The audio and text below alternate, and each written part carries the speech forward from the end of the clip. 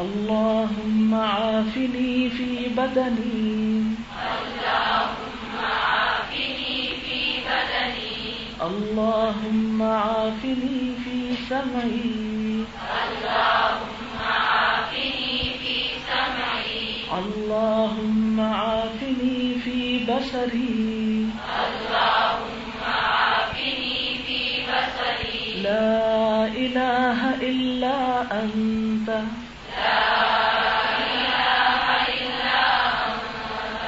اللهم عافني في بدني اللهم عافني في بدني اللهم عافني في سمعي اللهم عافني في سمعي اللهم عافني في بصري اللهم عافني في بصري لا إله إلا أنت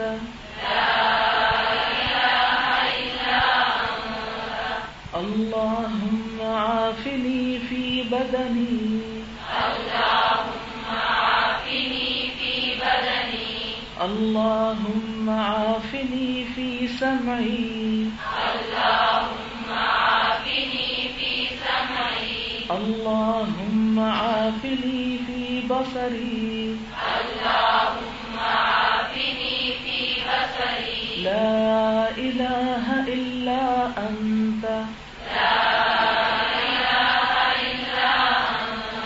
اللہم اے اللہ عافنی عافیت میں رکھ مجھ کو، تندرست رکھ مجھ کو یا تندرستی دے مجھ کو، فی بدنی میرے بدن میں، جسم میں، یعنی میرے جسم کو ہر طرح کی بیماریوں سے، تکلیفوں سے محفوظ رکھ۔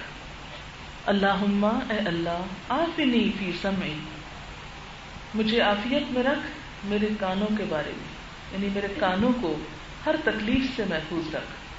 اللہم عافنی فی بصری، اللہ مجھے عافیت دے میری آنکھوں میں، یعنی میری نگاہوں کو ہر تکلیف سے محفوظ رکھ۔ لا الہ الا انت، تیرے سوا کوئی الہ نہیں۔ انسان کی صحت بڑی نعمتوں میں سے ایک نعمت ہے۔ جب انسان عافیت کی دعا مانگتا ہے تو اللہ کے فضل سے بہت سی چیزوں کے شر سے محفوظ رہتا ہے۔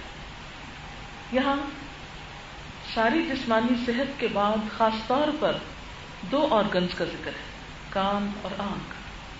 حقیقت یہ ہے کہ اس زندگی کی تگ و دو میں ہم ان دو حصوں کو زیادہ استعمال کرتے ہیں اور انہی کی وجہ سے دنیا کی بہاروں سے فائدہ اٹھاتے ہیں۔ سننے کی قوت اور دیکھنے کی قوت، سب کچھ سلامت ہو لیکن دیکھ نہ سکے تو زندگی کی گویا آدھی نعمتیں یا ان سے محرومی ہو گئی۔ اور اسی طرح سب کچھ دیکھ رہے ہیں لیکن کوئی آواز سنائی نہیں دیتی تو بھی آپ اپنی ذات میں گویا تنہا ہو گئے۔ اس لیے خاص طور پر ان دو نعمتوں کی حفاظت کی دعا صبح اور شام ایک ایک بار ابو داؤد نے اس کو روایت کیا ہے۔